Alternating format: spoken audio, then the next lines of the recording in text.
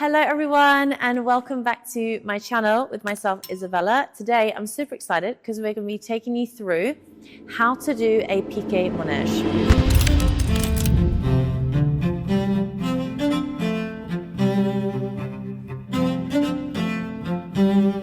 So there are a couple of ways to do this, and there's a very specific way to do it if you are training in the Russian technique, but I think it's also quite a professional way to do it.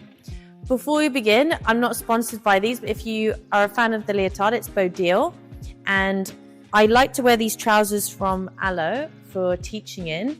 Again, not sponsored at all, but sometimes I wear the very tight Lululemon-esque leggings and the skirt, as you guys know, but occasionally it's nice to feel loose in slightly more baggy trousers. So let's begin.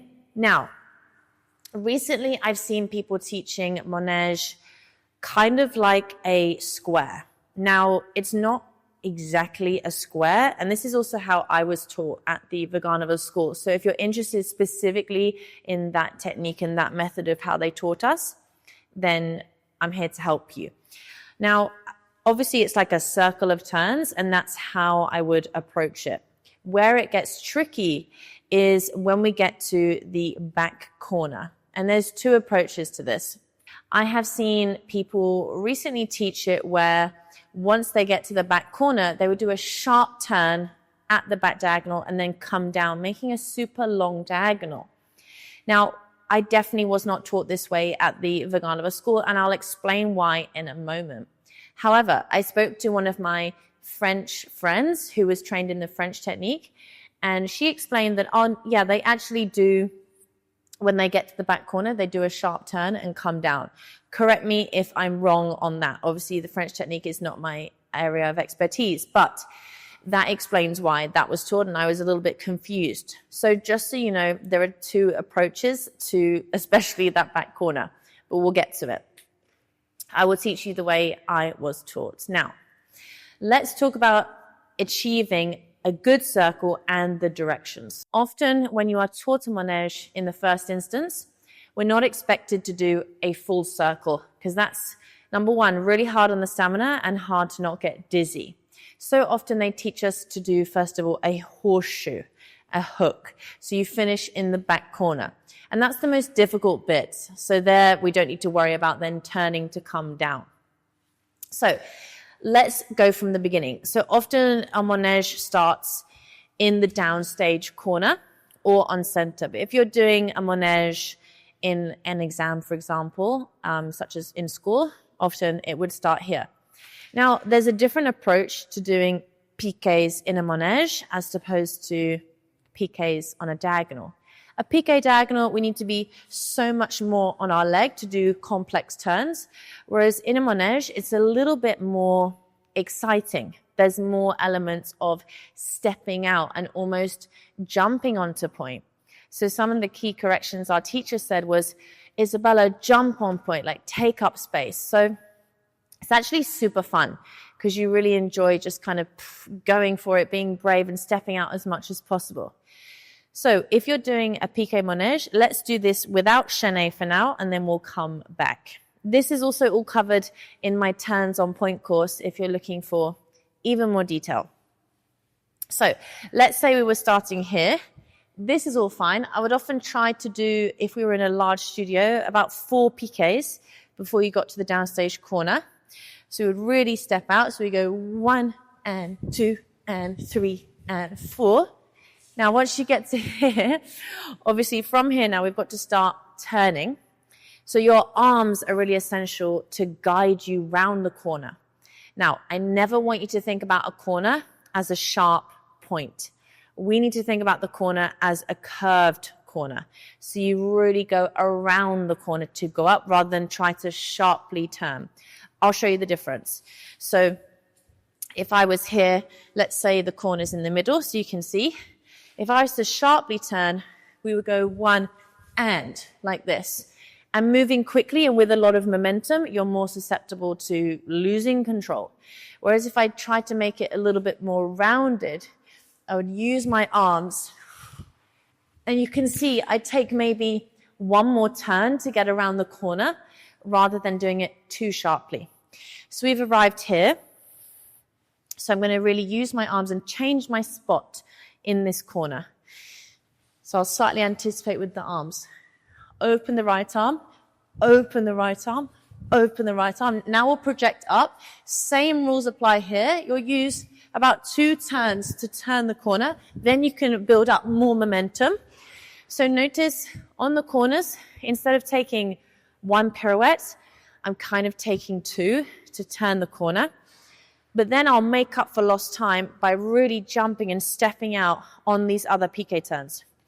Now we get to here, where all the conversation is being had about. So when we're here, there are 2 approaches, basically. So some people teach going 1 and then all the way down and doing a very sharp diagonal. Now, how I was taught is a little bit different. And in my opinion, I'm not biased, but it makes slightly more sense because also this to me doesn't massively feel like a circle. But in any case, if this is how you're taught, that's what you must do. But how we're taught is we would come round the corner. We would always come halfway down the stage to about here. Then instead of going all the way down and cutting across, now we would turn and do this final diagonal, beelining to the corner to finish the variation, which often may finish in the center or finish in the corner itself, right? So let's come back here. So how we would do it, we're turning the corner, coming down, start to use your arm, change your spot, then coming down, and then finish, be it in the center or in the corner. But you can see then it has more sense of circle rather than turning, cut, diagonal down. So what I would love for you to do, and I'll put some footage in now, when you watch us in the exam, you can see exactly what I'm saying. We go all the way around the back. When we get to the top corner, we slowly drift around, taking about 2 turns, and we come halfway down the windows before we then turn.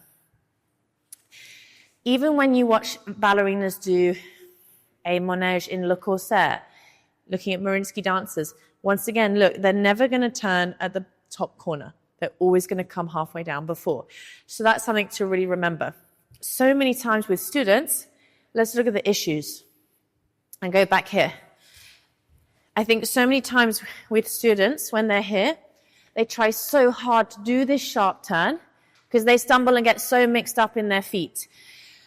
Because by the time we've done this much of a circle, we're already quite dizzy. So let's think about it. We're here, already quite dizzy. Then I try to cut around to this corner, and it's super difficult. So my advice would be, if you are told, no, you must turn this sharp corner and go down, then let's be smart about this. Let's try to, once again, don't take 1 preparation to turn. Take 2 piqué turns to turn, okay? So here, if I did that technique instead, I'm going to take 2. 1, 2, and then I'll go down. So you're almost making this tiny curved corner for yourself before you go down. Therefore, it's going to feel much more manageable for you. Along with that, make sure you're always anticipating with the arm and the eyes. Focus is everything. So from here, I'm going 1, anticipate with the eyes, and then we can travel down. And then that's actually not bad. That's actually then suddenly a lot easier. So whatever technique you're doing, think about taking 2 piqués to turn the corner and then make up for lost time. Let's briefly touch on the chaînés. Let's say your teacher was chucking in chaînés, which makes things a little bit more complex, be it 2 chaînés or 3 chaînés. You want to make sure, yes, we step out like crazy on the piqués, but then when you do chaînés, no traveling. This is very on the spot. Yeah, so let's try. If we did 2 piqués, step out, on the spot. Step out, on the spot. Step out, on the spot. The hair goes wild. Okay, guys, so you can see that when you do chaînés, I'm trying to be as small as possible. So we're doing large piqué. Then often in the point shoes, it can be hard to focus on how the feet are getting on the floor. I found that if I didn't even concentrate on feet and focus more on how the back is being utilized, so I'd focus on the right shoulder coming back, then I'm going to get most of the time 3 chaînés in, and I'll put some footage up of me doing it in school. You can see I'm like really actively doing these 3 chaînés. It looks quite easy, but only because as soon as I've stepped into that first chaîné of 3, I've used my back. So if I didn't use any of my back when I stepped into it, I'd lose so much time and I can't go fast on the chaîné. Whereas if I use my back straight away, opening the right shoulder straight away, then instantly you've got a lot of force. So I'm focusing on the elbow coming back. So my shoulder blade is coming into spine, into spine. So it's not a case of arm coming in, it's this shoulder blade coming back to help you turn. So guys, hopefully that was a little bit helpful for you. So remember, with Piqué Manège, you got to step out, you got to be brave, you've got to jump. If you don't jump onto it, number one, you're not going to take up much space at all. You're definitely going to have a very small circle. You need to be getting to the edges of the room as much as possible. Yeah? Once again, watch our manege. Go back and watch our manege. See how close we get to the sides of the room. You shouldn't cut the corner just off center.